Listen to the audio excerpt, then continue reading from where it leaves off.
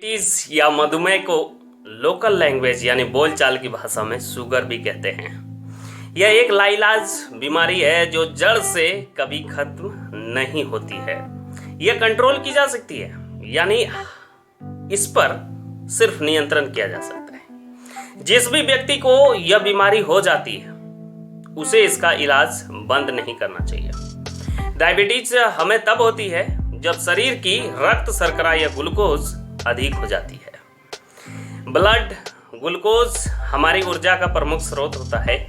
हम जो भोजन यानी खाना जो ग्रहण करते हैं अर्थात खाते हैं, उससे हमारे शरीर को रक्त शर्करा प्राप्त होती है।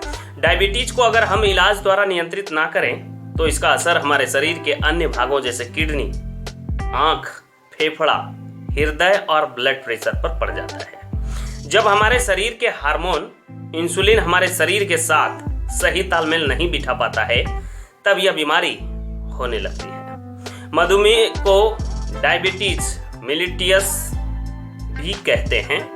यह एक खराब जीवन शैली के कारण होता है। आज के इस वीडियो में हम आपको डायबिटीज यानी मधुमेह के बारे में कुछ बातें साझा कर रहे हैं। आशा करते हैं कि यह आपके लिए उपयोगी साबित होगा। डायबिटीज के प्रकार क्या होते हैं, यानी टाइप्स ऑफ डायबिटीज। ये दो प्रकार के होते हैं, यानी शुगर जिसे आप कहते हैं, ये दो प्रकार के होते हैं। पहला होता है टाइप 1 डायबिटीज और दूसरा जो होता है टाइप 2 डायबिटीज। दोनों डायबिटीज के बारे में हम चर्चा करेंगे अभी। प्रेगनेंसी में भी मधुमेह हो सकता है, जो एक सीमित समय के लिए होता है और समय के साथ ये प्रेगनेंसी के दौरान ठीक भी हो जाता है। पहले हम टाइप 1 डायबिटीज के बारे में बातचीत कर लेते हैं। क्या होता है टाइप 1 डायबिटीज? यह मधुमेह बच्चों में पाया जाता है, जो आमतौर पर 20 साल से कम उम्र के बच्चों में देखा जाता है। इसमें इंसुलिन की सेंसिटिविटी खत्म हो जाती है और इससे शरीर का मेटाबॉलिक सिस्टम खराब हो जाता है, तो इसे हम शुगर करने लगते हैं और शुगर का लेवल बढ़ने लगता है। बच्चों में जब बीटा सेल्स नहीं बन पाते हैं या खराब हो जाते हैं, तब बच्चों को शुगर होना शुरू हो जाता है। अब बात करते हैं टाइप 2 डायबिटीज, यानी दूसरा जो हमने बताया कि दूसरा डायबिटीज होता है, उसके बारे में हम जो काफी इंपॉर्टेंट है। भारत में ज्यादातर लोग टाइप 2 यानी इसी मधुमेह से ग्रसित भी है। इसमें इंसुलिन की सेंसिटिविटी जो है वह इंसुलिन की क्षमता कम हो जाती है। हमारे शरीर के लिए जितनी इंसुलिन की आवश्यकता होती है उतनी इंसुलिन की मात्रा हमारे शरीर को नहीं मिल पाती है। यह डायबिटीज 20 से अधिक की उम्र वालों में ज्यादातर होता है। डायबिटीज के लक्षण क्या हैं? Symptoms of diabetes. जब हमें हमारे शरीर में निम्नलिखित लक्षण दिखाई देने लगे तब हम डॉक्टर के पास जरूर जाना चाहिए। वो क्या है लक्षण, हम आपको बताते हैं। बार बार प्यास लगना, भूख का बढ़ना, अचानक वजन का बढ़ना या घट जाना, थकान और कमजोरी महसूस होना, घाव का जल्दी ना भरना। अगर कोई घाव आपको हो जाता है तो वो क्या होता है कि बहुत दिनों तक रहता है, वो जल्दी ठीक नहीं होता है। फोड़े फुंसी निकलना, आंखों की दृष्टि जो है वो धुंधली दिखाई देना, दंत रोग में भी आपको प्रॉब्लम्स आ सकती हैं। दांत में अगर कभी भी समस्या नहीं हो तो वो हो सकती है। हाथ पैर में झुंझुनी या सुन्न हो जाना, ये भी होता है। पैरों व घुटनों में दर्द होना। अब डायबिटीज की जांच क्या है, हम आपको वो बता देते हैं। Testing of diabetes. डायबिटीज की जांच को दो भागों में बांटा जाता है। डायबिटीज की एक जांच खाली पेट की जाती है, उसे फास्टिंग कहते हैं। खाली पेट जांच कराने पर यदि खून में शुगर की मात्रा 125 mg/dl से अधिक होती है तो यह डायबिटीज रोग होने की तरफ इशारा करता है। दूसरी जांच जो खाना खाने के 2 घंटा बाद की जाती है, इसे पोस्ट पेंडियल कहते हैं। इसमें यदि शरीर में शर्करा की मात्रा 147 mg/dl से अधिक पाई जाती है तो यह मधुमेह होने की ओर इशारा करती है। यह मानक विश्व स्वास्थ्य संगठन द्वारा निर्धारित किए गए हैं, जिसमें कोई डॉक्टर या आम इंसान बदलाव नहीं कर सकता है।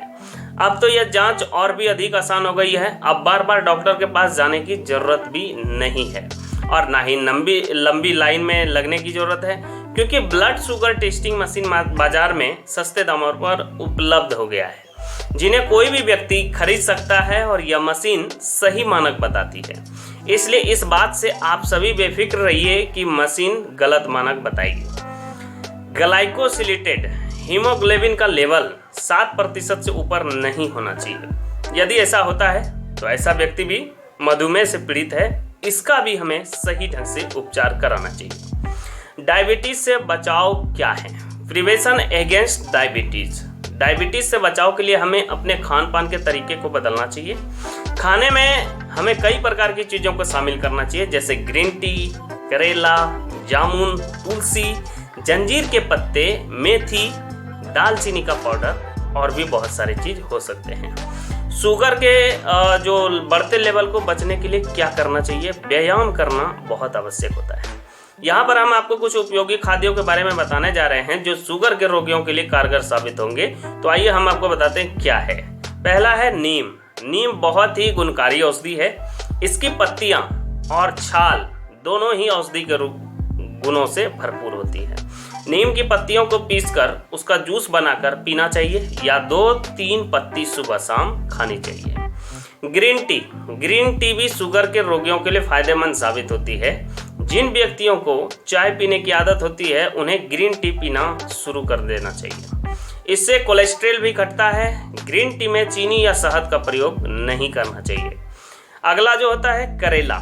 करेला खाने में कड़वा जरूर होता है, लेकिन इसके फायदे जो है काफ़ी अनमोल हैं। ज़्यादातर लोग इसे खाना बिल्कुल भी पसंद नहीं करते, परंतु यह गुणकारी बहुत होता है। हमारे शरीर में बनने वाले ग्लूकोज की अतिरिक्त मात्रा को कम करने में करेला जो है काफ़ी महत्वपूर्ण भूमिका निभाता है। सुबह खाली पेट करेले के जूस का सेवन करना काफ़ी फायदेमंद होता है। अगला जो होता है जामुन। जामुन के बीज को सुखाकर उसका पाउडर बनाकर खाने से भी मधुमेह रोगी को नियंत्रित किया जा सकता है। इसके साथ साथ जामुन का जूस बनाकर पीने से भी मधुमेह को नियंत्रित किया जा सकता है। अगला जो हो सकता है तुलसी। तुलसी का पौधा पूजा पाठ के साथ साथ औषधि के रूप में भी उपयोग किया जाता है। तुलसी के पत्तियों को चाय में डालकर पीने से खांसी में भी आराम मिलता है। तुलसी की पत्तियों को सुबह खाने से मधुमेह को नियंत्रित करने में मदद मिल सकती है। अगला जो हो सकता है मेथी। मेथी वैसे तो खाना बनाने के सूखे मसालों के काम में आती है, परंतु डायबिटीज के इलाज में भी मेथी काफ़ी उपयोगी होता है। मधुमेह को नियंत्रित करने के लिए मेथी को रात भर पानी में भिगो कर रख दीजिए और सुबह छानकर इसका पानी पीना चाहिए। तो आई होप कि आप समझ में आ गया होगा कि शुगर क्या होता है, कैसे बच सकते हैं। इन सारी चीज़ों की जानकारी हमने आपको आज दी है। कैसा लगा हमारा वीडियो? हमें रहेगा आपके फीडबैक का इंतजार।